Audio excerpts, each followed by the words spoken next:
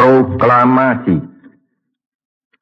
Kami, bangsa Indonesia, dengan ini menyatakan kemerdekaan Indonesia.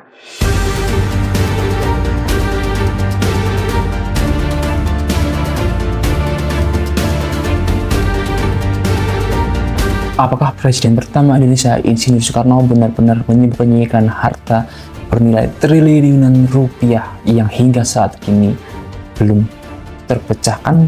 Dan apakah itu hanya sebuah mitos atau bukti nyata? Mari kita simak di cerita tentang Nusantara di segmen Cerita Nusantara.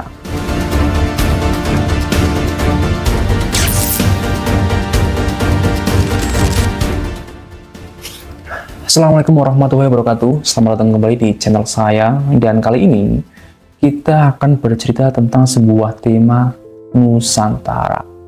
Karena sebenarnya banyak banget cerita dari Nusantara ini yang masuk dan berkembang hingga saat ini. Makanya kita akan membahas semua cerita tentang Nusantara, baik dari ujung timur sampai ujung barat, baik dari ujung utara sampai ujung selatan. Dan selamat mendengarkan. Jika saya disclaimer dulu, ini bukan berarti nyata atau enggak, tapi ini hanya sebuah cerita karangan yang kita adopsi dari sebuah cerita-cerita terdahulu. Di balik pidatonya beliau yang sangat membakar semangat para rakyat, terdapat misteri hingga saat kini yang belum terpecahkan.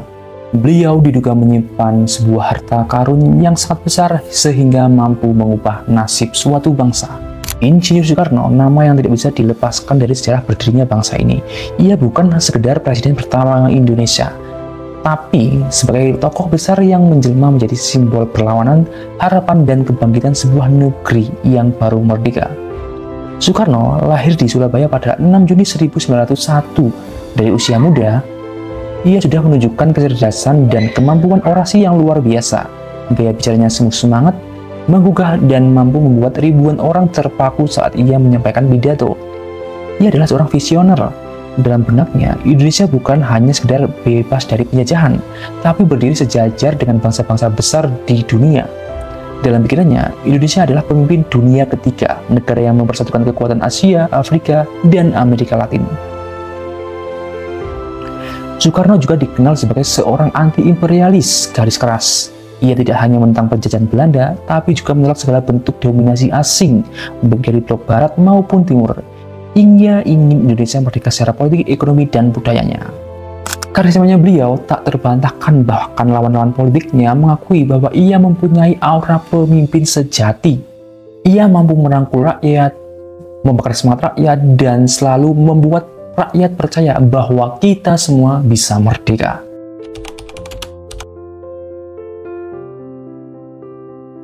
Namun hingga saat kini masih belum bisa terpecahkan tentang suatu harta karun yang sangat besar yang beliau simpan demi untuk masa depan bangsa.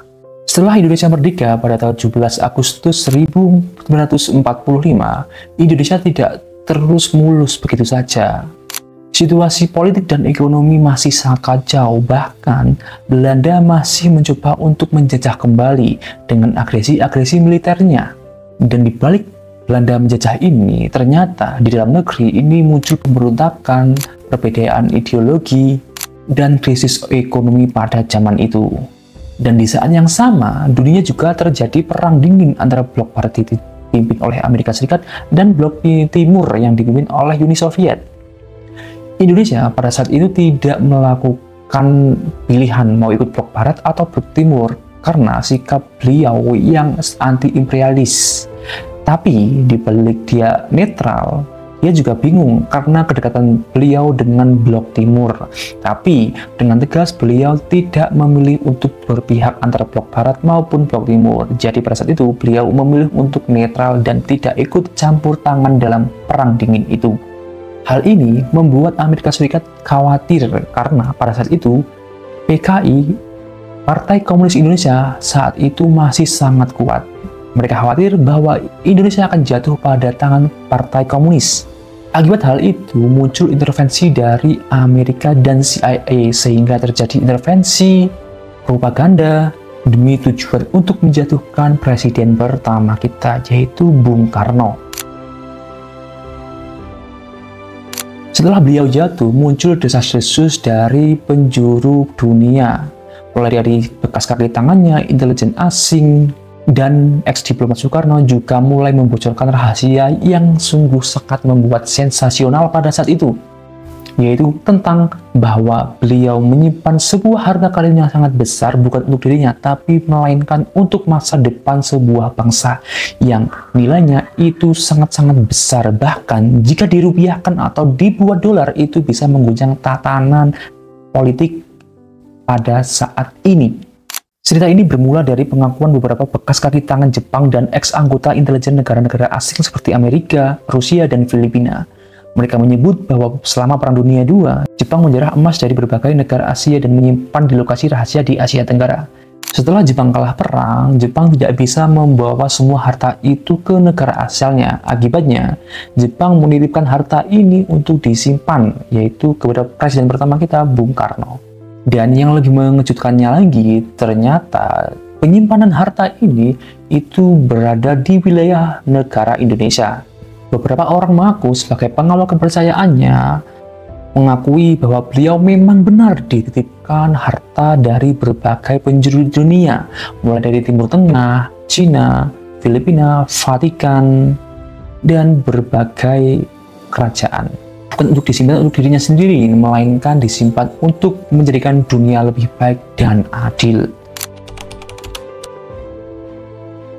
Nama The Soekarno Trust Fund mulai dikenal pada saat itu. Mereka percaya bahwa Soekarno ini menyimpan semua hartanya, ya nggak semuanya sih, beberapa hartanya atau sebagian, ini ke sebuah bank-bank internasional, HSBC, Federal Reserve, dan Bank Swiss yang sangat-sangat terkenal akan keamanannya. Beberapa dokumen menyebutkan bahwa hartanya yang disembunyikan ini mencapai ratusan ribu ton emas.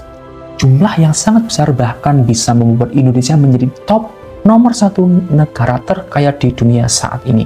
Jika memang benar hal itu terjadi atau benar bahwa Indonesia punya kekayaan ratusan ribu ton emas, maka dijamin tidak ada rakyat yang sengsara, maka dijamin tidak ada orang yang mengantri melamar pekerjaan, mengemis, mengamen, dan lain sebagainya. Oh iya, negara kita emang kaya ya, dan saya percaya itu.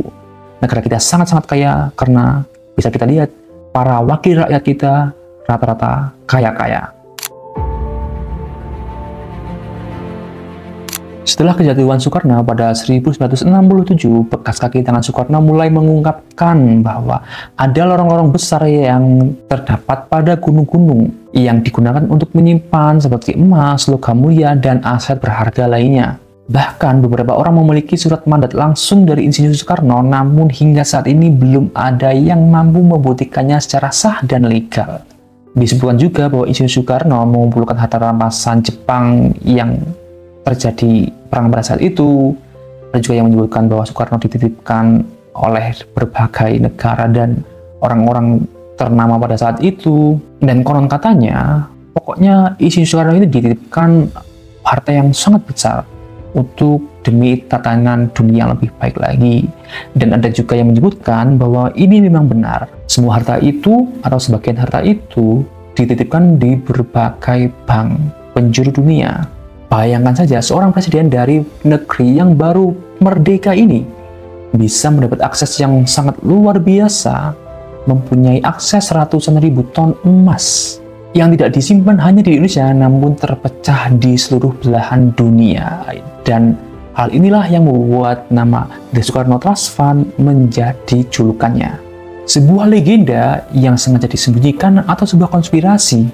Konon harta ini terdiri dugaannya. Ini menurut cerita yang beredar, ini ada 180.000 lebih, ya, 180.000 ton emas. Ini estimasi. Selain itu, juga ada surat obligasi, saham, dan perbankan internasional. Menurut teori, Insinyur Soekarno bukan menyimpan harta ini untuk Indonesia saja, melainkan untuk tatanan dunia lebih baik. Dan Soekarno ini dititipkan oleh berbagai banyak pihak seperti kerajaan-kerajaan elit di dunia, termasuk Vatikan, hingga bangsawan Eropa pada saat itu. Dan mereka menitipkan ini sebagai bentuk untuk membuat tatanan dunia baru dan menjaga kestabilan dunia di masa mendatang jika waktunya yang sudah tepat. Banyak yang percaya bahwa hal ini membuat ia diburu oleh dunia dan kaum-kaum elit pada masa itu, karena beliau mampu membuka atau membuat tatanan baru dunia, atau bahkan bisa mengguncang dunia yang lebih baik lagi. Atau bisa saja beliau juga mampu mengubah atau merusak dari tatanan ekonomi mereka sendiri. Makanya mereka sangat memburu beliau pada masa itu. Ada banyak alasan mengapa hal ini belum saja diungkap. Yang pertama, konspirasi global. Ada banyak sekali negara dan orang-orang tertentu yang tidak mau ini dibongkar karena sangat-sangat bisa mengganggu kestabilan ekonomi mereka dan bahkan mengganggu liabilitas mereka itu sendiri. Dan yang kedua, perang informasi. Ketika ada orang yang ingin membuka akses ini, mereka menyebut bahwa ini adalah penipuan. Dan selain disebut penipuan, mereka juga tidak segan-segan membungkamnya agar tidak bocor. Dan yang ketiga, persyaratan aktivasi yang sangat rumit. Konon katanya hanya orang-orang tertentu dengan garis keturunan tertentu juga yang bisa membuka akses ini. Apakah emas itu nyata atau hanya sekedar cerita yang sengaja diwariskan? Yang pasti terlalu banyak potongan puzzle yang belum juga terjawab hingga saat ini. Jika memang cerita ini benar, maka Insinyur Soekarno bukan hanya seorang presiden, namun beliau juga adalah seorang penjaga amanah dunia. Berbagai cerita menyebutkan juga harta ini terdapat di berbagai wilayah Indonesia seperti Gunung Salak, Pegunungan Padang Cianjur, dan beberapa wilayah di Jawa Tengah hingga Sumatera. Nama Gunung Salak karena Gunung Salak ini adalah lokasi yang mungkin sangat digunakan untuk menyimpan harta ya, karena Gunung Salak ini sulit dijangkau dan terdapat misterius, area terlarang, tempat militer, hingga kecelakaan misterius. Dan selain itu, Gunung Salak juga memiliki titik radar yang tertutup publik. Selain itu, ada juga yang menyebutkan di Gunung Padang. Selain Gunung Padang ini adalah situs megalitikum, banyak yang percaya terdapat lorong-lorong bawah tanah yang sangat besar dan belum sepenuhnya digali. Banyak yang berasumsi bahwa mungkin saja harta ini disimpan di lorong-lorong Gunung Padang. Selain lokasi itu, ada beberapa lokasi lain seperti Wonogiri, Boyolali, hingga Bukit Tinggi yang dipercaya memiliki goa-goa atau bunker yang sengaja disegel setelah kemerdekaan demi menjaga keamanan dari harta ini. Beredar pula, Insinyur Soekarno bukan hanya menunjuk pewaris politik, tapi ia menunjuk penerus spiritualnya. Orang-orang yang terpilih diberi akses untuk membuka wilayah ke hartanya jika memang benar waktunya yang sudah tiba. Mereka disebut juga bukan hanya sekedar pewaris biologis, melainkan sebuah kunci batin, memahami kode, memiliki garis keturunan tertentu, atau melalui lewat jalur mistis dengan cara bertapa atau tingkatan-tingkatan spiritualitas yang tinggi lainnya. Intinya, beliau tidak mungkin salah memilih penerus sebagai penjaganya untuk mengakses harta ini jika memang benar, baik itu dari segi keturunan, spiritualis, atau dari banyak segi aspek lainnya. Yang jelas, beliau sangat hati-hati dalam menjaga kerahasiaan ini agar tidak bocor hingga saat ini. Konon, orang-orang yang dipilihnya ini sengaja tidak mau membocorkan di mana lokasinya berada, karena jika dibuka sembarangan, ditakutkan akan terjadi sebuah petaka, musibah, atau bencana besar yang akan melanda. Makanya, hingga saat ini rahasia ini masih tersimpan aman.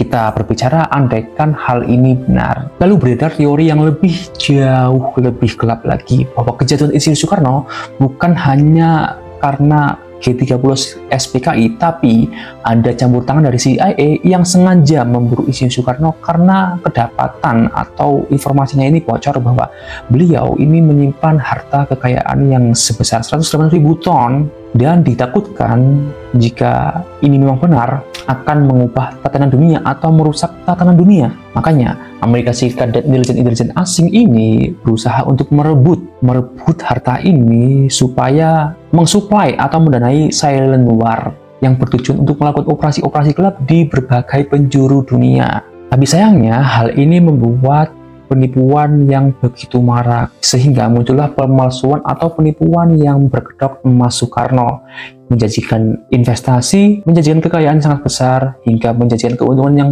sangat besar, namun nyatanya semua itu hanyalah bualan semata. Beberapa tokoh penting juga terseret pada hal itu, penipuan itu, seperti mantan pejabat, pengusaha besar, tokoh papan atas, dan lain sebagainya. Dan semua orang itu berakhir tanpa bukti nyata yang jelas. Semua hanya angan-angan, omon-omon yang fana tanpa sebuah aksi nyata dan hanya sebuah iming-iming saja. Tak ada dana yang cair, tak ada emas yang muncul, hanya menimbulkan pertanyaan besar. Jika memang benar, maka hingga saat ini kok tidak pernah muncul ke permukaan dan menimbulkan pertanyaan yang sangat besar, mana yang benar dan mana yang hanya sekedar cerita belaka. Sebagian sejarawan mengungkapkan cerita ini hanya sebagai urban legend yang bernuansa nasionalisme, cerita rakyat yang tumbuh dari rakyat ke rakyat karena saking kagumnya kepada sosok Soekarno itu. Tapi ada terlalu banyak detail, dokumen, dan bukti-bukti kecil yang mengarah ke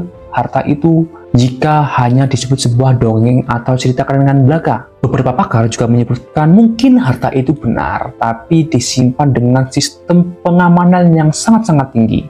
Tidak sembarangan orang bisa mengakses atau mengambilnya. Dan akhirnya kita sampai di sebuah pertanyaan kunci. Jika memang benar Isyus Soekarno menyimpan harta yang sangat-sangat besar, mengapa hingga saat kini kita belum pernah melihatnya sama sekali? Apakah itu memang benar warisan yang belum saatnya dibuka atau hanya mitos yang sangat sayang untuk dilupakan? Tapi apapun jawabannya, kita semua bisa menyimpulkan. Apapun jawabannya, kisah ini mengajarkan suatu hal yang sangat penting. Kekayaan negara bukan hanya soal tentang emas, melainkan tanggung jawab, kewajiban, kerukunan, nasionalisme, dan tanggung jawab untuk menjaga masa depan bangsa itu sendiri. Seperti yang Insinyur Soekarno katakan, perjuanganku lebih mudah karena mengusir penjajah, sedangkan perjuanganmu lebih berat karena melawan bangsamu sendiri. Dan saya juga berasumsi jika mungkin ini benar, langsung mengarah kepada beri aku 10 pemuda maka akan ku guncang di dunia. Apakah beliau memang punya harta ini untuk memilih 10 pemuda untuk bisa mengakses ke semua hartanya? Tapi kita semua tidak tahu. Kita hanya bisa percaya bahwa mungkin entah ini benar atau enggaknya, kita hanya bisa percaya kepada diri kita sendiri bahwa kita akan mengubah nasib kita sendiri dan optimis bahwa di tahun 2045 Indonesia akan menjadi Indonesia emas dan menjadi negara maju. Terima kasih sudah menonton video sampai sejauh ini. Jika ada salah kata atau tutur kata yang kurang berkenan, saya mohon maaf. Jika ada sebuah saran atau kritikan atau ingin membagikan cerita, bisa ditulis komentar. Dan bagi kalian juga yang ingin request cerita tentang apa, bisa request di kolom komentar. Jangan lupa like, subscribe, dan share. Sampai jumpa di konten Nusantara selanjutnya.